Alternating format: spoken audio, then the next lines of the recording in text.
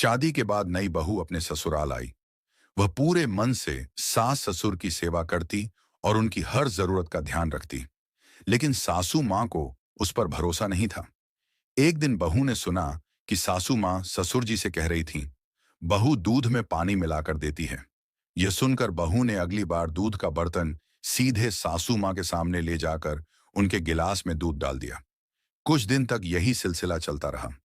फिर एक दिन बहू ने सासू मां को अपनी बेटी से फोन पर कहते सुना, बहू घी बस दिखावे के लिए ऊपर से डालती है, अंदर से पता नहीं डालती भी है या नहीं।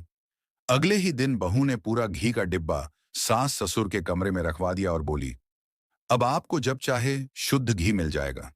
कुछ दिन बाद सासू मां फिर से कहने लगी, बेटा खूब फल लाता है, पर हमें तो थोड़ा सा ही देता होगा।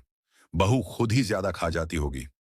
इस बार बहू ने फ्रिज ही सास ससुर के कमरे में रखवा दिया और बोली, अब आपको फल खाने के लिए किचन तक नहीं जाना पड़ेगा। जब बहू चली गई तो ससुर जी मुस्कुराते हुए बोले, अब तो सब कुछ तेरे कमरे में ही आ गया है, कोई दिक्कत तो नहीं।